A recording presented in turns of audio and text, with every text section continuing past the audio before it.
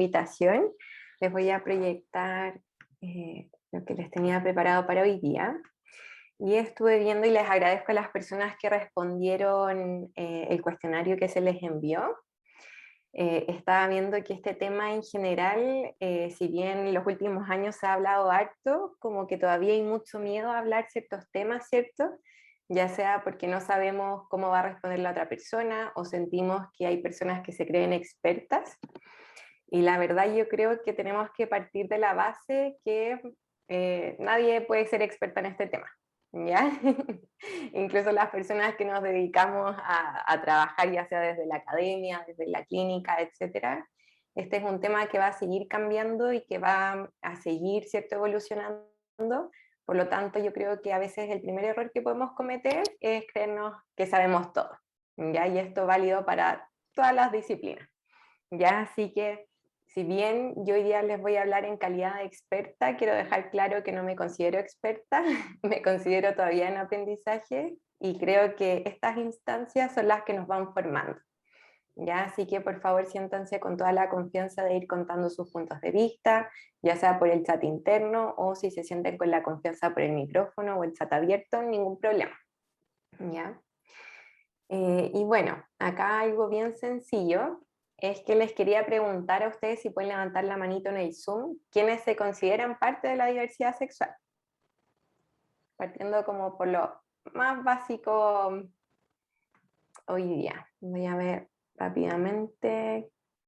Ahí me levantan por la cámara en la manito. A ver, alcanza a ver a una persona. Y ahí las otras personas que están con cámara apagada, no lo sé, pero ahí sí, muchas gracias quienes están levantando. Ya, a las personas que no levantaron la mano, ¿les puedo preguntar por qué no la levantaron? ¿Alguien? ¿Por ahí alguien?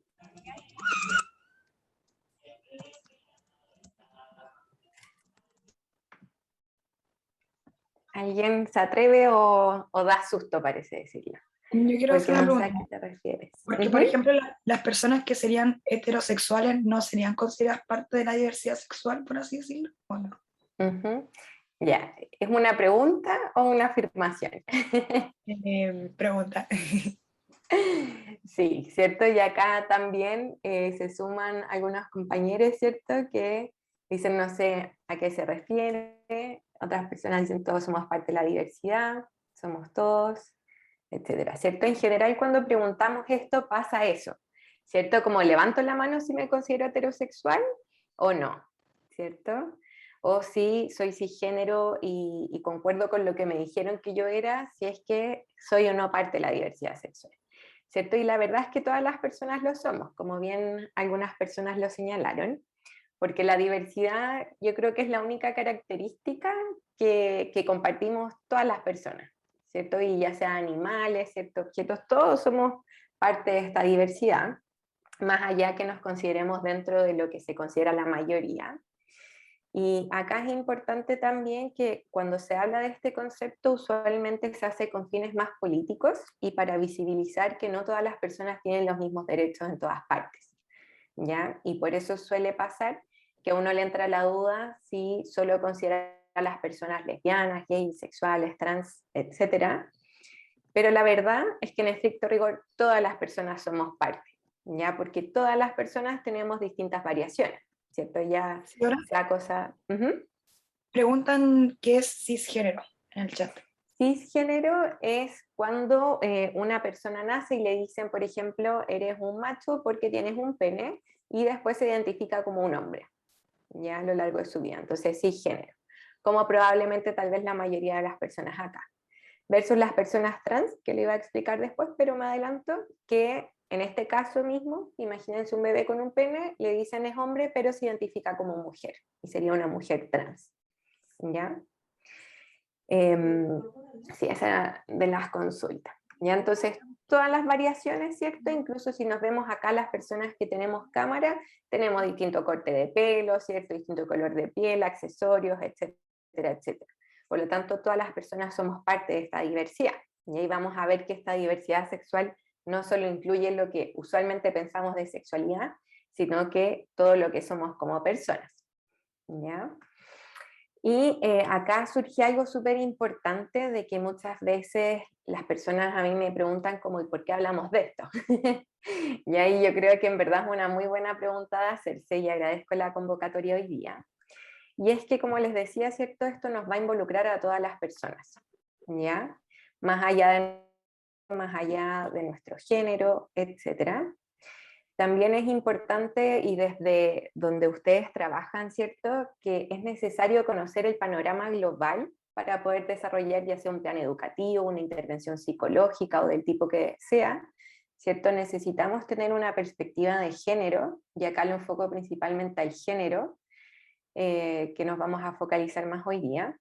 Pero la verdad yo creo que esto va más allá y hay que verlo desde un enfoque de derechos humanos, ya porque cada vez que nosotros anulamos una identidad o invisibilizamos las brechas que existen, ¿cierto? Ya sea entre hombres o mujeres o por la orientación sexual, etcétera, estamos invisibilizando también los derechos de la otra persona, ¿ya? Y eso es algo mucho más grande y usualmente tendemos a no verlo así, ¿ya? Por lo tanto es importante visibilizar.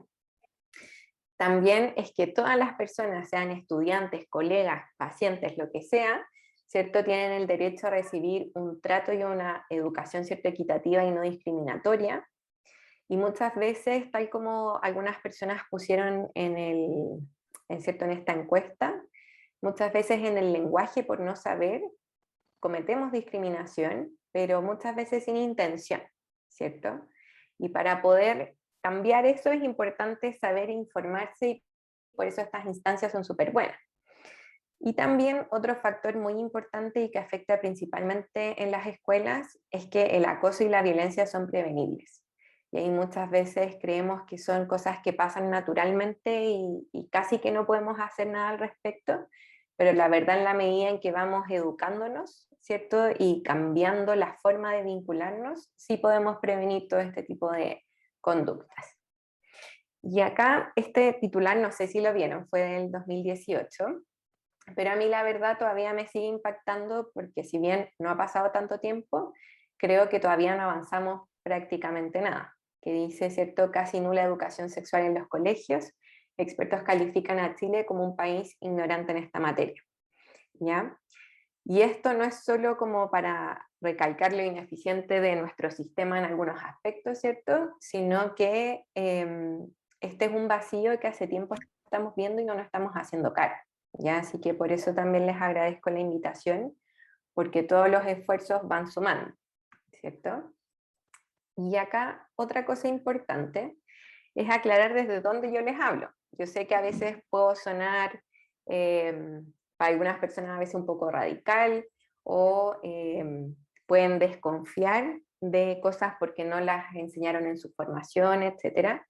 Pero acá es importante que esto no es lo que yo pienso yo como persona individual, sino que es lo que dicen los organismos internacionales como la JAPA, tanto de psicología y de psiquiatría, la Organización Mundial de la Salud, la Organización Panamericana de la Salud, ¿cierto? Los derechos humanos, los derechos sexuales y reproductivos, que son súper importantes en esta materia, y también muy importantes los derechos del niño y la niña, ¿ya?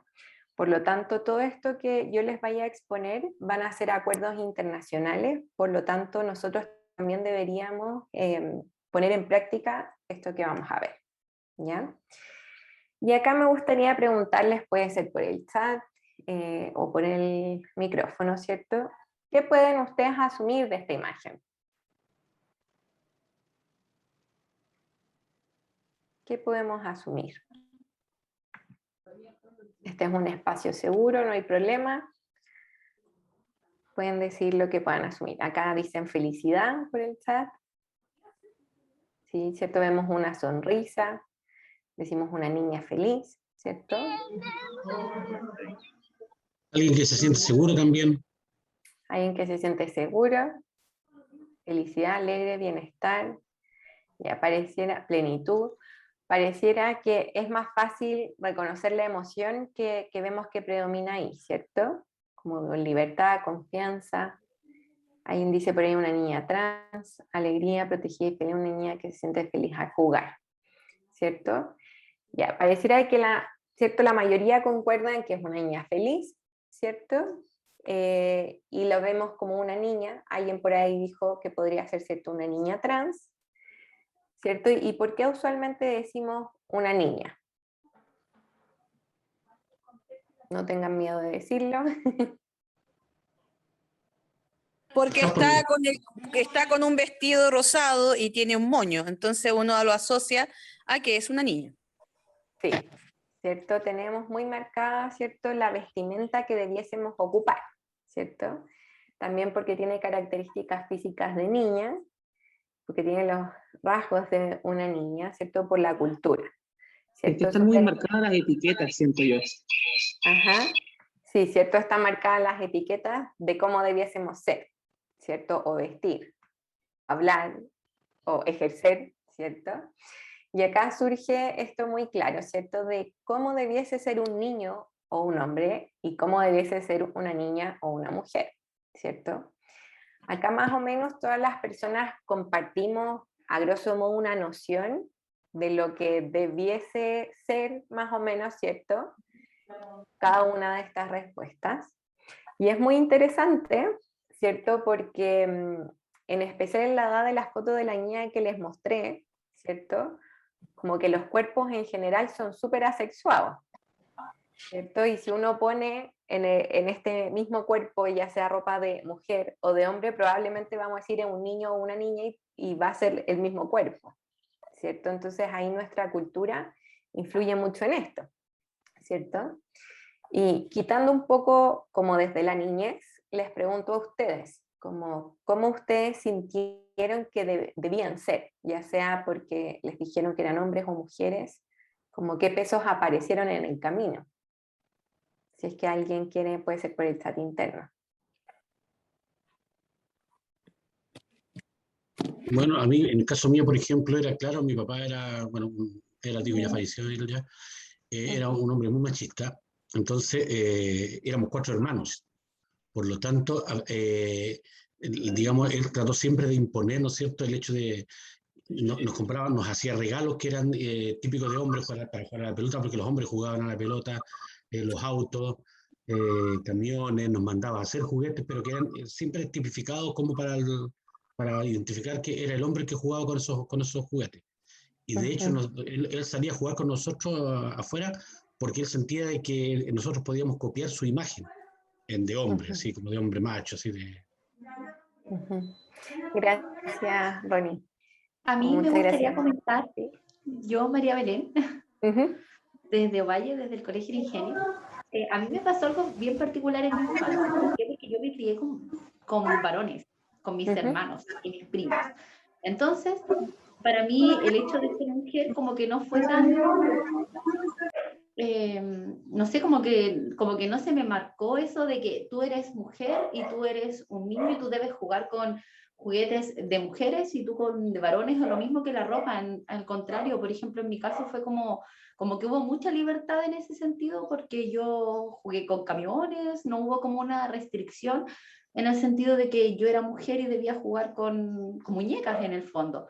Y lo mismo pasaba con mis hermanos, porque ellos tenían que jugar conmigo, entonces jugaban a las muñecas, jugaban, no sé, a hacer quequitos cuando era pequeña, entonces en ese sentido como que era bien, como que no tuve esa restricción, tú debes ser mujer y debes actuar de esta forma, o no sé, vestirte de cierta forma, jugar con ciertos juguetes, como que no viví esa restricción en el fondo, o como ese...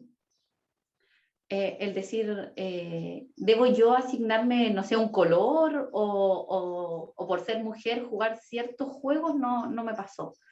Gracias. Como experiencia personal. Gracias por compartirlo. Y cuéntame, en la medida que crecías, ¿sentías que tal vez otras personas te imponían cosas? Sí, me pasó, por ejemplo, al principio cuando era pequeña no era tanto, pero por ejemplo cuando yo era más grande, a mí me pasaba que yo siempre encontraba más bonitos los zapatos de hombre que los de mujer. Siempre, toda mi vida que he encontrado que son más cómodos, aparte que yo soy alta. Entonces, ¿qué pasa? Que por lo general yo calzo 40, números 40 de mujer hay pocos. Entonces, para mí me pasaba en mi adolescencia, yo siempre encontraba las zapatillas, por ejemplo, de varones mucho más bonitas que las de mujeres. Y ahí empecé a tener conflictos con mi padre. Porque para él era hubo un tiempo que fue como difícil decir, pucha, pero ¿por qué te gustan? Y como que él no entendía que era un gusto, que no era, por ejemplo, yo no iba a ser menos mujer porque usara un zapato que en el fondo para mí un zapato es un zapato, si es de hombre o de mujer, no sé, por un color o por un detalle, eso para mí por lo menos no influye. Pero con el tiempo él lo entendió. Entendió que no iba a cambiar el hecho de que yo fuera mujer porque yo usara un zapato de hombre, en el fondo. Claro. Entonces, pero sí hubo ese conflicto en el fondo de decir, chuta, ¿por qué estás usando tus zapatos de hombre? Hasta que en algún momento sí él entendió que no tenía que ver tenía que ver con un gusto personal, netamente, quizás con los colores, con, no sé, comodidad quizás, por el hecho de tener un pie grande, no sé, encontraba el número, para mí era mucho más fácil encontrar un número de varón que un número de mujer, Claro. entonces en ese sentido como era mucho más simple, pero sí me pasó. Me pasó que estaba hubo ese conflicto un poco y eso generó también ciertas discusiones en ciertos momentos. De repente cuando tenía que ir a comprarme zapatos era un conflicto. Para mi papá era un conflicto porque él, no sé, decía, mira qué lindo, y yo no me gustan, quiero estas. Pero ¿cómo vas a querer estas? Entonces ahí se generaba un conflicto. Gracias. Por acá también una compañera dice que llegaba hasta los deberes domésticos, ¿cierto? Que ahí solo los hacían las mujeres, ¿cierto? Como a veces, de acuerdo a nuestro contexto familiar, ¿cierto? O incluso de las escuelas, podemos tener crianzas más rígidas o más flexibles, pero en la medida en que uno crece, también la sociedad va denotando, ¿cierto? Ciertas expectativas de lo que uno debiese ser, ¿cierto? Ya sea por la ropa, por los roles, por la maternidad o por el otro lado como el ser proveedor, ¿cierto? Y todas estas exigencias yo las pongo como una mochila de género, ¿ya? Y el género, ¿cierto? Son todas estas construcciones sociales que vamos a hacer y que vamos a imponer, ¿cierto? Ya sea porque nos dijeron al nacer que éramos hombres o mujeres. Y todas las personas en mayor o menor grado tenemos una mochila, ¿cierto? Más o menos grande, pero existe, ¿ya? Y es natural que exista esta mochila, pero es importante recordar que esta mochila va a cambiar a lo largo de la historia, ¿ya? Como no sé si ustedes saben, pero antiguamente el rosado era el color más masculino como de la vida, y solo lo podían ocupar los hombres, ¿ya? Y después pasó que en la época, ¿cierto?, como más de la realeza, las reinas quisieron empoderar a las mujeres hijas para que las las empezaran a ver como opciones válidas a nivel político, y las empezaron a vestir de rosado, y llegó un punto en que dijeron, no, nos vamos a cambiar al azul príncipe, que se llama, ¿cierto? Y ahí pasó que el azul quedó como el de hombre y el rosado de las mujeres, y eso todavía continúa y fue hace muchísimo tiempo. Y lo peor es que muchas veces ni siquiera sabemos que ese es el origen de esta separación de los colores. Y así pasa que a lo largo de la historia y en distintos periodos de tiempo ha ido cambiando. Y nosotros en la actualidad tomamos esto como ciertas verdades, ¿ya? Pero la verdad es que no es una como verdad natural que fue impuesta desde un inicio y que se mantuvo igual. Y todo esto pasa porque existe la heteronormatividad, ¿ya? O la heteronorma, que va a ser todo este contexto que rodea, ¿cierto? Lo que nosotros entendemos por el género. Y tal como dice acá, van a ser todas estas relaciones de poder. Y eso es lo que pasa, son relaciones de poder, ¿cierto? Que van a reglamentar nuestra sexualidad y que nos van a decir qué cosas son mejores o peores que otras, y va a depender de nuestra cultura. ¿Ya? Por lo tanto, el contexto en el cual estamos va a ser súper importante, ¿ya? Porque, por ejemplo, tal vez acá en Chile, no sé, el pelo largo puede ser súper femenino, pero en Europa también el pelo corto es súper femenino, ¿ya? Y también a veces en periodos de tiempo de nuestra vida podemos flexibilizar. Por ejemplo, en la adultez mayor no se castiga tanto el pelo corto en las mujeres, ¿cierto? A diferencia de tal vez en la juventud. Y así vamos poniendo moldes, como se ve en la imagen, ¿cierto? De todas estas imposiciones y cargas del género, ¿cierto? Y también de toda nuestra sexualidad, de cómo debiésemos ser, ¿ya? ¿Qué pasa? Que las escuelas pueden o abrir estas cajitas o hacerlas más chiquititas, y ahí tenemos un problema muy grande, ¿cierto? Porque muchas veces en las escuelas reforzamos cosas que creemos que son como lo natural, y la verdad es que solo estamos replicando algo muy antiguo y podemos generar consecuencias bastante negativas en nuestros estudiantes o incluso en nuestros colegas, ¿ya? Y muy de la manito van las normas de género, ¿cierto? Que van a ser todas estas pautas de comportamiento, ¿cierto? Como de esto, como debiésemos ser. Y recordar que las personas que no cumplan estas pautas de género, ¿cierto? Probablemente van a ser rechazadas. Me imagino que todos acá hemos tenido tal vez, ya sea compañeros o estudiantes que dicen, ah, este es el niño gay del curso porque le gusta bailar o porque se mueve distinto. O esta es la niña como masculina, entonces lesbiana, porque juega a lo autito o cosas así, ¿cierto? Entonces, continuamente estamos ocupando estas normas de género para etiquetar y encasillar a estudiantes, y la verdad, tal como en la imagen que al comienzo les mostré, solo estamos asumiendo y eso no nos dice nada de la identidad de la persona que tenemos enfrente, ¿ya? Absolutamente nada. ¿Y por qué les digo esto? De acuerdo a la OMS, ¿por qué se refieren a compañeros? Siento que no es inclusivo. Sí, yo hablo en general con lenguaje inclusivo con la E. Entiendo que a algunas personas les puede molestar y pido disculpas por eso, pero ya lo tengo muy incorporado.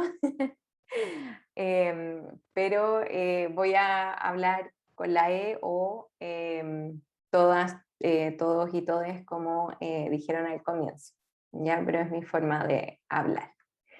Y bueno, la OMS es importante que ya el 2006 declaró que la sexualidad es un aspecto central del ser humano y que involucra todo lo que ustedes pueden leer acá, ¿ya?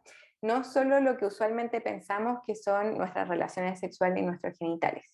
Ya la sexualidad va a involucrar nuestro sexo, es decir, nuestra dimensión biológica, que va a incluir no solo nuestros genitales externos, sino que también los internos, nuestros cromosomas, nuestro sistema endocrinológico, nuestros órganos en general, etc. Nuestra identidad de género, que es nuestra vivencia interna y más personal, ¿cierto? De cómo nos identificamos a nivel de estas pautas sociales. Nuestra orientación sexual, que es nuestra motivación hacia hombres, mujeres, ambos o ninguno. El erotismo, el placer, la intimidad, y esto se va a expresar literal en todo lo que hacemos, ¿ya? Y esto es en, por ejemplo, las carreras que ustedes eligieron, si es que son profes, si es que, si son, en mi caso, psicóloga, etcétera, etcétera, todo eso también es un acto sexual, ¿ya? Su plato favorito de comida, si eligieron tener familia o no, etcétera, etcétera, todo va a ser parte de esta sexualidad. Y no sé si ustedes habían leído como esta definición, como yo no sé por qué, como usualmente acá en Chile no ocupamos esta definición, siendo que considero que debería ser el marco, porque si podemos ver la sexualidad de forma integral, sería mucho más fácil hablar en las escuelas sobre sexualidad. Y sería menos pudoroso, tal vez, como algunas personas mencionaron en la encuesta, el poder hablar de los temas de género, de sexualidad, ¿cierto? Porque sentimos que es un tema tabú, ¿cierto? Que evitamos mucho hablar o que nos da vergüenza o sentimos que tal vez lo que pienso es menos válido que la otra persona.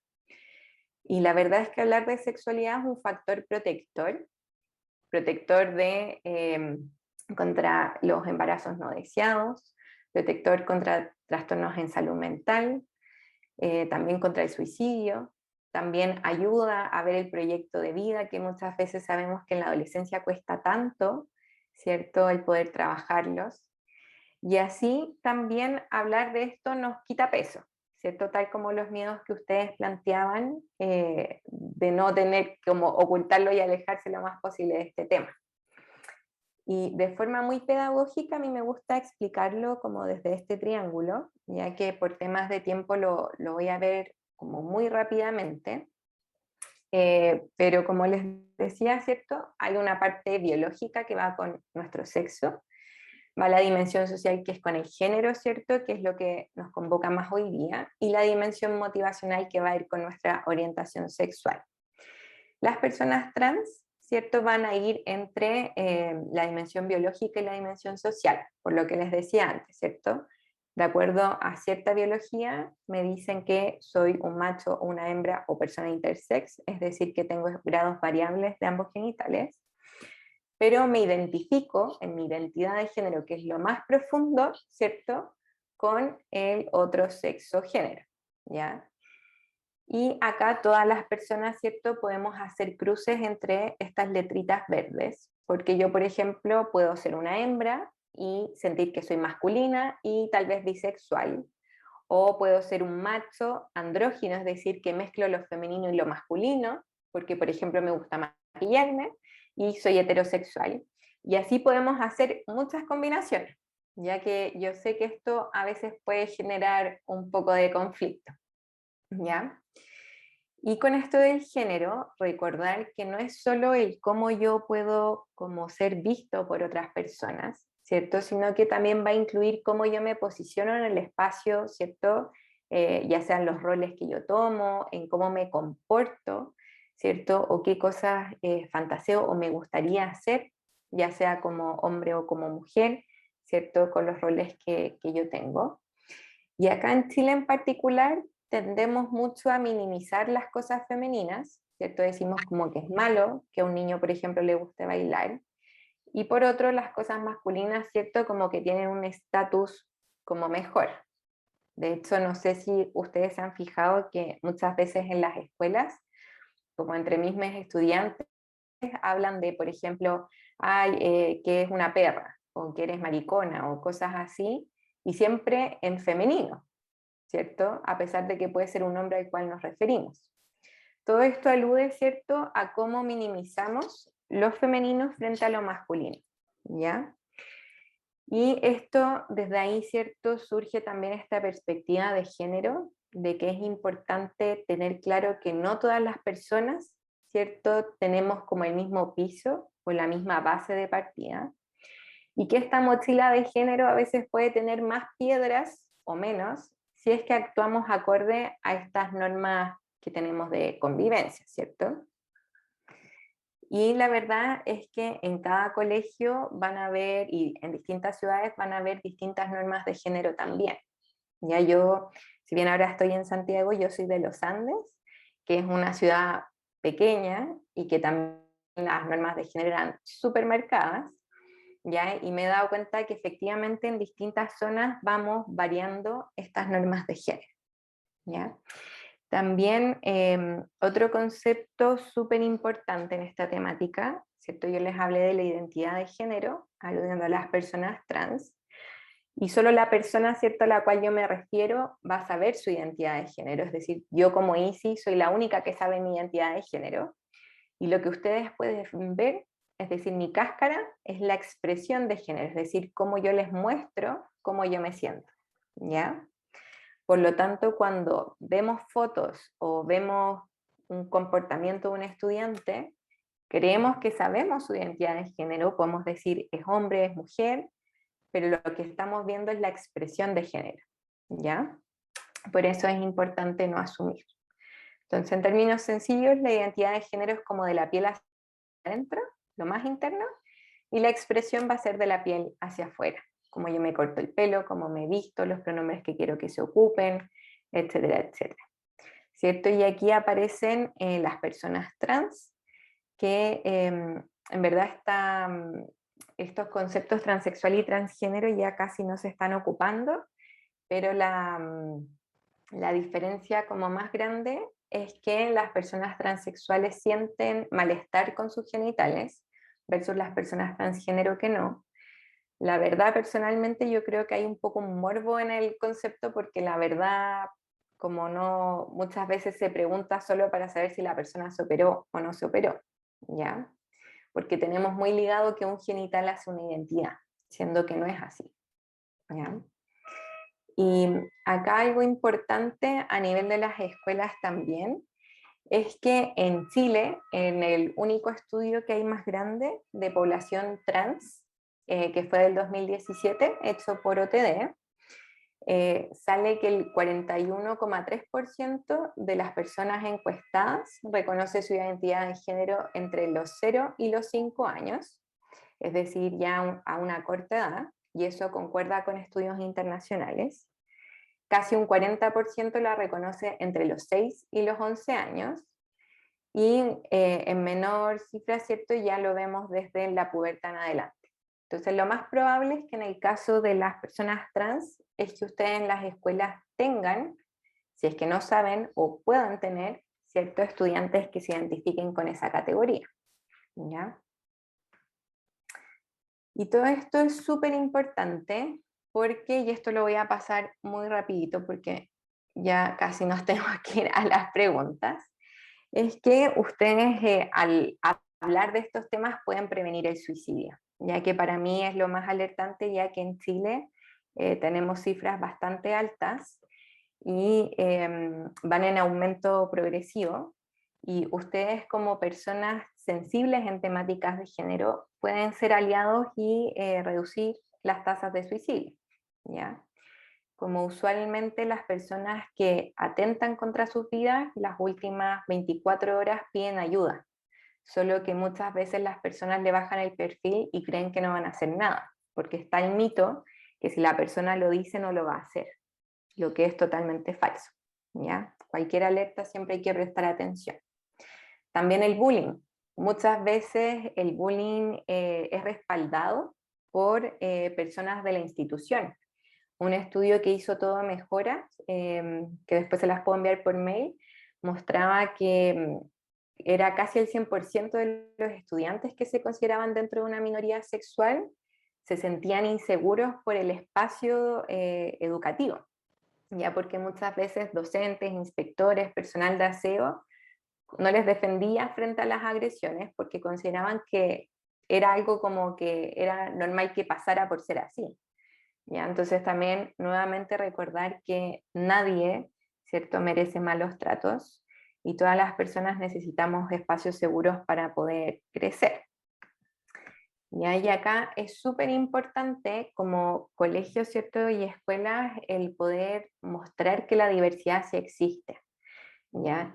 Y que tenemos que reconocerla y respetarla, porque en la medida en que nosotros hablamos de estos temas, ¿cierto? Hablamos de las brechas de género, hablamos de la diversidad en orientación sexual o de género, le asignamos un valor.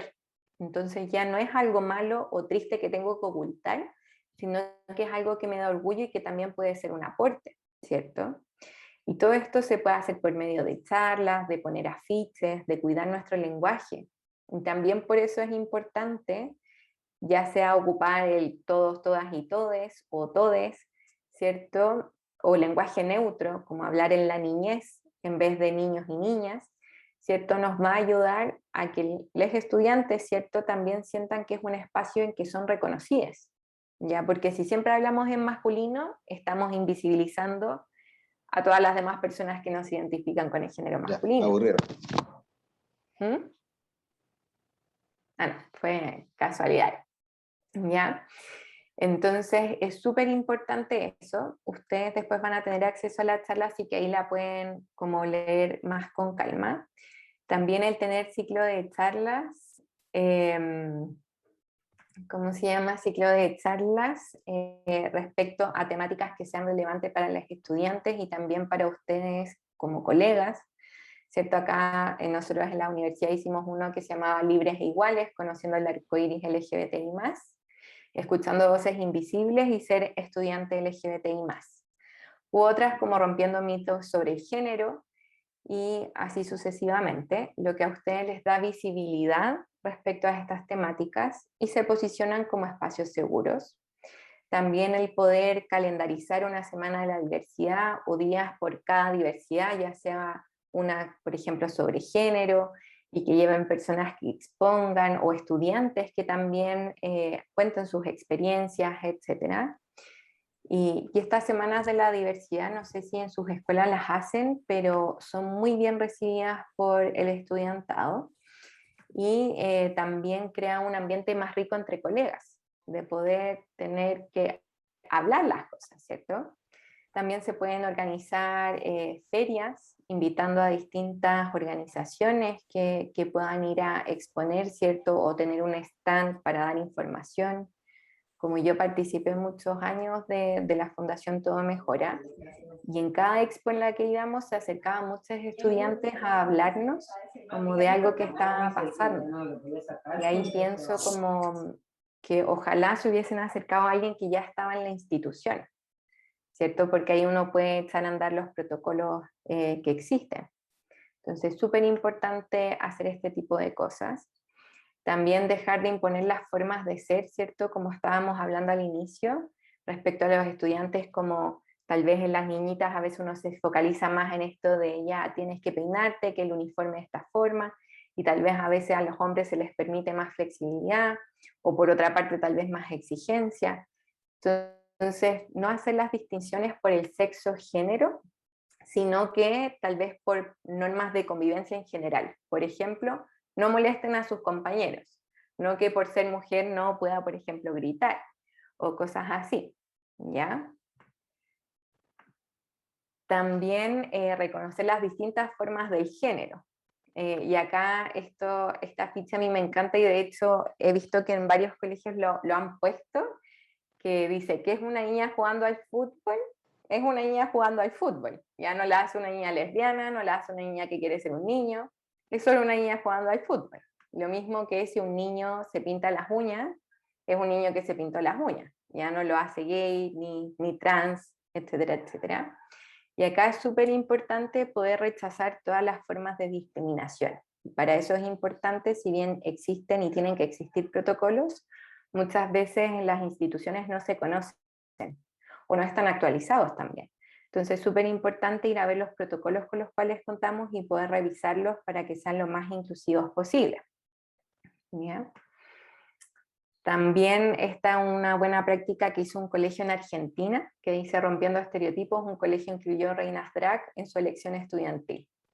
¿Ya? Si bien esto puede ser como algo muy disruptivo en algunas instituciones, puede ser algo muy como significativo para los estudiantes, ¿ya? Como el poder ver que se permiten todas las formas de ser, ¿ya?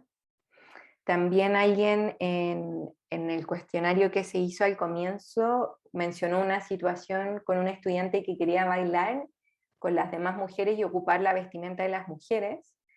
Y por ejemplo, en ese caso, como uno, si es que se para desde una perspectiva de género, permitiría que el estudiante se ponga la misma vestimenta, porque no es una ropa de mujer, sino que es la vestimenta tal vez del baile típico, ¿ya?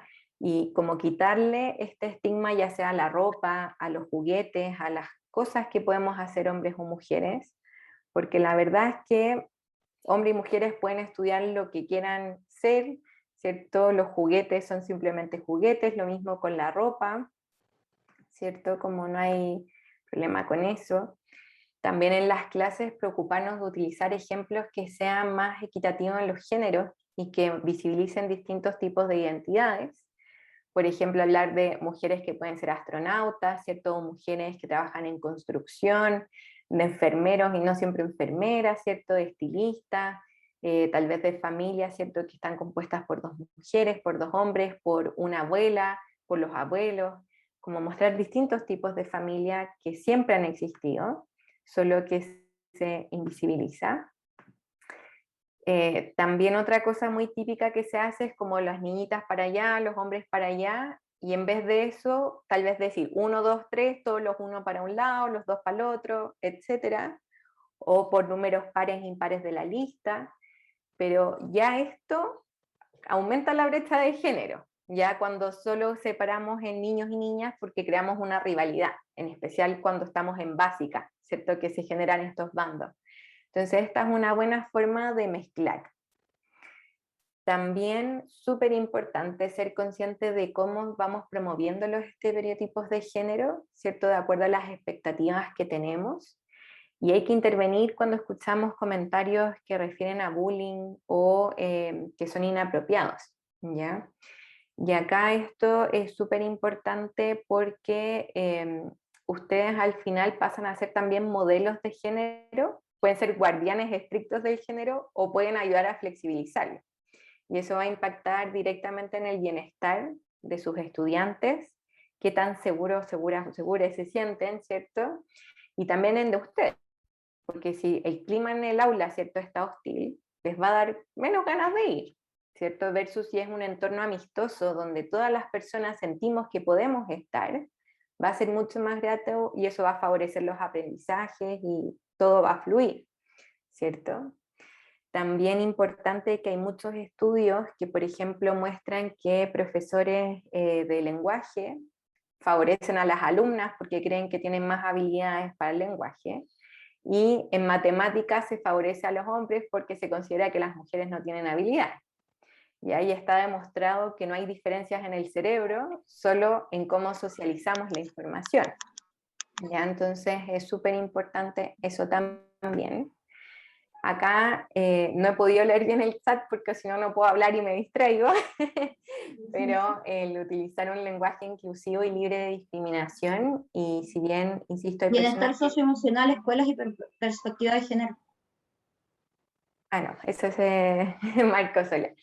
Es importante, si es que no se sientan cómodos con la E, igual que pregunten en sus salas si es que hay alguien que se identifica con la E, ¿ya? Porque si no estamos traspasando también su derecho a su identidad, ¿ya? Y eso es súper importante y yo sé que nos puede costar mucho, pero es importante empezar a cambiarlo, aunque nos genere incomodidad. Y ahí recordar que en general todos los grandes cambios que han pasado en la historia generan incomodidad, ¿ya? Pero eso no quita que es algo que hay que hacer. Y en la medida en que ustedes se vayan sintiendo a gusto con eso, pueden ir promoviendo el lenguaje más neutro. Como les decía, hablar de las personas son, en la niñez. De hecho, el Mineduc tiene una guía de lenguaje neutro, que tal vez ahí pueden como ustedes leer y ver la forma en que les quede más como agradable, pero necesitamos un lenguaje inclusivo, ¿ya? Y eso no debería, pienso, ni siquiera discutirse, como es un hecho que necesitamos, solo que hay que ir, como les decía, viendo los prejuicios que tenemos y empezar a gestionarlo desde nuestras identidades, ¿ya? También, ¿cierto?, ocupar ejemplos que incluyan diversidades en la asignatura. Por ejemplo, cuando se habla de cocina en matemática, usualmente se habla de las niñas. Entonces, decir, Luis quiere hornear un pastel para su abuelo, cuánto necesita y hay que calcular las cosas, lo mismo de los tipos de familia, etc. También criticar los estereotipos de belleza que hay, como a veces yo he escuchado pacientes que me dicen, no, es que me dijeron que en el colegio que no comiera colación en el recreo porque estoy gorda y no voy a encontrar pareja, y cosas así. Eso también es tener perspectiva de género, ¿cierto? Como el criticar ciertos estereotipos de belleza que son tóxicos e inalcanzables. También fomentar, ¿cierto?, que se puedan discutir estos temas dentro de las aulas para poder acompañar, ¿cierto?, este aprendizaje de forma conjunta. Y por último, para ir cerrando, el ser flexibles. Ya yo creo que este es el punto que más nos cuesta, ¿cierto? Y acá esta imagen me encanta, que de un lado, ¿cierto?, vemos 4 palitos y en el otro vemos 3. ¿Y qué pasa? Que uno empieza a defender a morir un lado. Yo veo 4, el otro es 3, y nos casamos con una idea, ¿cierto? Pero la verdad es que pueden ser ambas o puede ser ninguna. Si es que yo me pongo de otro lado, voy a ver otra cosa. Ya voy a decir, no veo palos, ¿cierto? Entonces es importante recordar que convivimos con la diversidad, somos parte de la diversidad, queramos o no, y por lo mismo nos tenemos que hacer cargo de esto.